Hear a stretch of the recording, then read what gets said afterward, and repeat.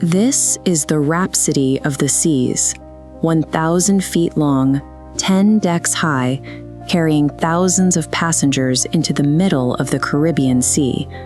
It operates as a highly populated, closed ecosystem.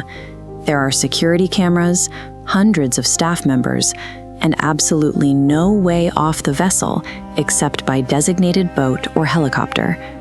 Yet, in 1998, a 23-year-old woman vanished from this ship without a trace.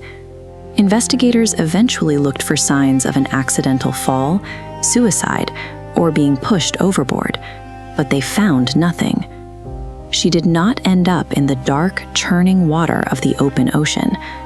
On a highly monitored vessel surrounded by sea, a physical disappearance points away from the water and directly toward a coordinated human threat on board. In March of that year, Ron Bradley won an all-expenses-paid corporate retreat for his family. It was meant to be an idyllic, perfectly safe getaway. Ron, his wife Iva, and their 2 adult children boarded the cruise in the densely packed, chaotic port of San Juan, Puerto Rico. Their daughter, Amy Lynn Bradley, was striking. Anyone who met her immediately noticed her bright green eyes. She also carried 4 highly specific tattoos: a Tasmanian devil spinning a basketball on her shoulder, a sun on her lower back, a Chinese symbol on her right ankle, and a gecko around her navel. She had deep tethers to her life on land. She had just graduated from Longwood University, signed a lease on a new apartment, and adopted a bulldog named Daisy who was waiting for her back home. Between her immediate plans for the future and a documented lifelong fear of the open ocean, her disappearance stood in direct opposition to her circumstances back home. The first 2 days of the cruise were entirely normal. Then came the night of March 23rd.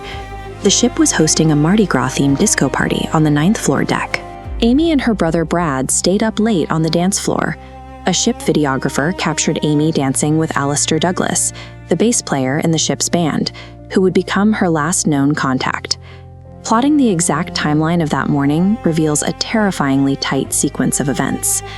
At 3:30 a.m., Brad left the party for their cabin. The ship's keycard lock system recorded Amy returning just 10 minutes later, at 3:40 a.m. She was safely inside. 2 hours later, at 5:30 a.m., Ron Bradley woke up and checked the balcony. He saw Amy sleeping quietly in a deck chair and went back inside to let her rest. At 6 o'clock, he checked again. The chair was empty.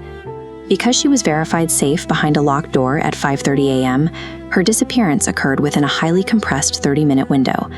Ron and Iva immediately began a frantic physical search of every deck, corridor, and public space they could reach. They found nothing. She was discovered missing at 6 a.m. The family begged for a ship-wide announcement, but the cruise line delayed the alert until nearly 8 a.m. During that agonizing 2-hour delay, the ship had already docked, creating a massive window for anyone to exit. They had docked in Curacao. Whoever was with Amy had ample time to simply walk off the boat and disappear into a sprawling, populated island environment. For 4 days, the Coast Guard deployed 3 helicopters, a radar plane, and a chartered private boat to scour the surrounding waters. They recovered 0 debris and 0 clothing.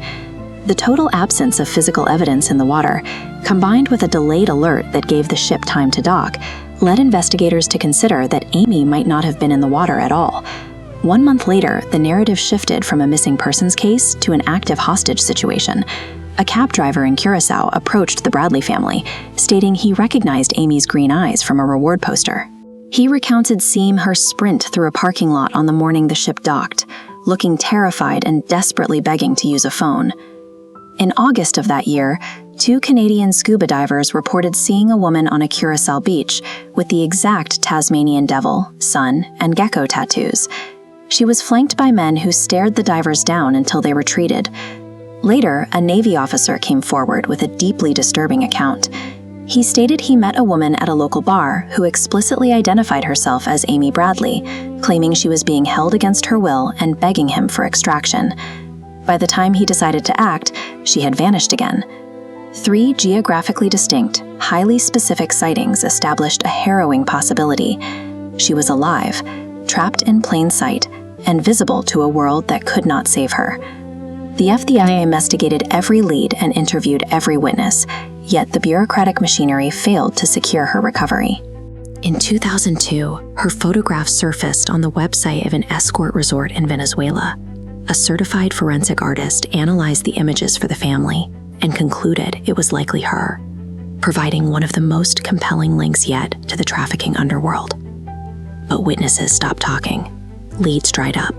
The investigation stalled, effectively closing the case file in silence for decades. That silence shattered in October 2025, when a massive leak published by The Hollywood Reporter revealed 3 entirely new investigative leads. Among them, a female bar server from the cruise ship finally came forward.